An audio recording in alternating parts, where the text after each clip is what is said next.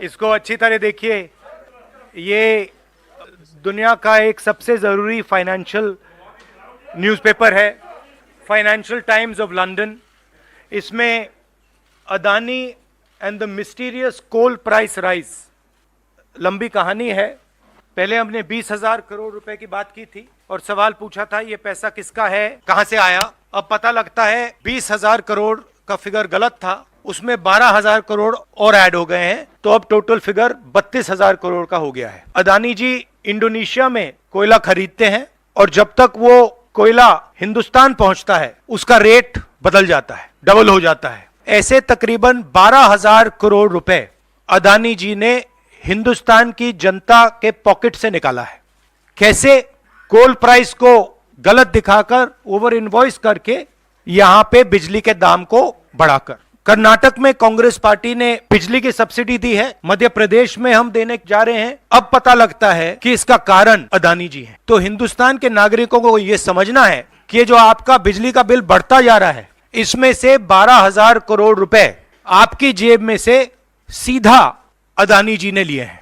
और ये दुनिया का एक सबसे जरूरी financial newspaper financial times London कह रहा है। अब इंटरेस्टिंग बात यह है कि ये स्टोरी आती है मगर हिंदुस्तान की मीडिया एक सवाल नहीं पूछती। बिजली का मामला है, गरीबों का मामला है, सीधी चोरी का मामला है, मगर हिंदुस्तान में किसी भी अखबार को, किसी भी मीडिया चैनल को इसमें इंटरेस्ट नहीं है। सर, आप लगातार इस मुद्दे को उठा रहे हैं और इसमें रोज एक नई कहानी जुड़ जाती है। हर हफ्ते 10 दिन पर सेबी भी जांच कर रही है और आप लोग लगातार जेपीसी की मांग कर रहे हैं।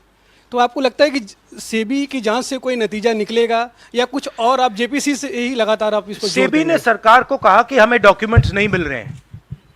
सेबी सरकार के से कहती है हमें डॉक्यूमेंट्स नहीं मिल रहे हैं, मगर इन लोगों को डॉक्यूमेंट्स मिल रहे हैं।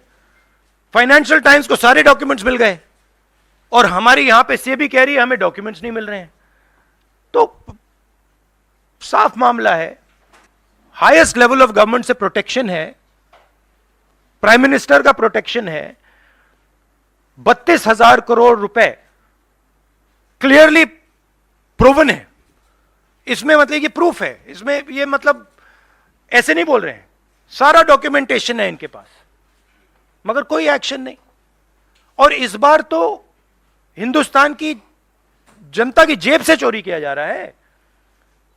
बिजली बिल जब आप पंखा चलाते हो, गरीब लोग पंखा चलाते हैं, ट्यूबलाइट चलाते हैं, तो याद रखिए जब आप बटन दबा रहे हो, जैसे ही आप बटन दबाते हो, ये जैसे मैंने अभी ये स्विच दबाया, वैसे अदानी जी के जेब में पैसा जाता है। और करवा कौन रहा है? अदानी जी की रक्षा कौन कर रहा है? हिंदुस्तान का प्रधानमंत्री। तो याद रखिए, हिंदुस्तान का युवा, अब याद रखिए, जैसे ही आप स्विच दबाते हो, चाहे वो बल्ब हो, पंखा हो, बिजली का पंप हो, याद रखिए अदानी जी के जेब में सीधा पैसा जा रहा है और अदानी जी की रक्षा नरेंद्र मोदी कर रहे हैं। 32,000 करोड़ रुपए तो हमने दिखा दिया है, पता नहीं और कितना है। यह मसला अब फाइनेंशियल टाइम्स ने उठाया है, अलग अलग देशों में इंक्वायरी हो रही है, लोग सवाल पूछ रहे हैं, मगर हिंदुस्तान में कुछ नहीं हो रहा। हिंदुस्तान में बिल्कुल ब्लैंक चेक दिया हुआ है अदानी जी को, जो भी वो चाहते हैं, electricity, power, ports, airports, agriculture, जो भी वो करना चाहते हैं कर सकते हैं, कोई इन्वेस्टिगेशन नहीं होगा। भाइयों और बहनों, 32,000 करोड़ रुपए, ये नंबर आप याद रखिए और आस्ते आस्ते ये बढ़ता जाएगा, क्योंकि ये आखिरी कहानी नहीं है, ऐसी बहुत और आएंगी। बढ़ता जाएगा।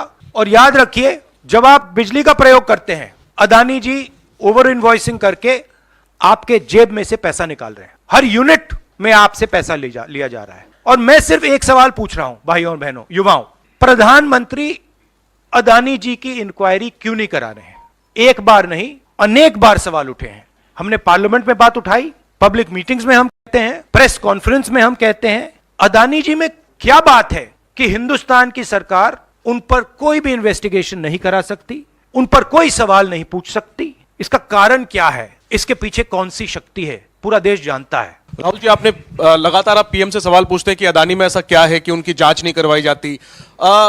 शरद पवार से क्या आपने कभी ये सवाल पूछा कि अदानी में ऐसा क्या है कि जहां एक तरफ पूरा इंडिया ब्लॉक अदानी के इशू पर एकजुट है? शरद पवार बार बार अदानी से मिलते हैं, मन साझा करते हैं, और इस पर आपकी क्या राय है? मैंने उनसे ये सवाल नहीं पूछा है। Sharad Pawar is not the prime minister of India.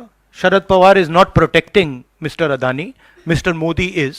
And that is why I asked Mr. Modi this question and not Mr. Sharad Pawar. If Mr. Sharad Pawar was sitting as Prime Minister of India and he was protecting the Mr. Adani, then I would be asking Mr. Sharad Pawar that question. नहीं, देखिए असर हो रहा है क्योंकि जो प्रधानमंत्री की क्रेडिबिलिटी है उस पर सवाल उठ रहा है और सारे लोग जानते हैं, हिंदुस्तान के लोग सब जानते हैं कि जो अदानी जी की मदद की जा रही है, जो उनको प्रोटेक्शन दिया जा रहा है, वो सिर्फ एक व्यक्ति दे सकता है, दूसरा व्यक्ति नहीं दे सकता।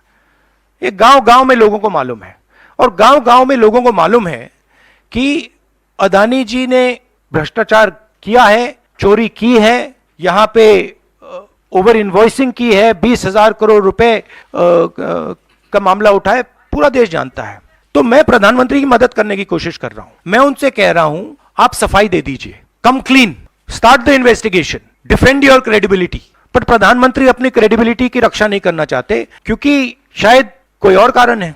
मैंने सवाल पूछा था, पता नहीं है किसका पैसा है, 20,000 करोड़ रुपए, 12,000 करोड़ रुपए, शायद ये अदानी जी का पैसा नहीं है, शायद ये किसी और का है। कई सालों से डिमांड कर रहे हैं, जेपीसी तो गठित हुआ नहीं, 24 का चुनाव बिल्कुल नजदीक है, अगर सरकार बनाने का मौका आपको मिलता है, अडानी तब भी देश में व्यापार करेंगे, क्या राहुल गांधी जांच करवाएंगे अडानी का? बिल्कुल करवाएंगे, क्यों नहीं करवाएंगे, बिल्कुल करवाएंगे। ये देखिए, ये अदानी जी की बात नहीं है, ये 32,000 करोड़ रुपए हिंदुस्तान की जनता से चोरी किया गया है।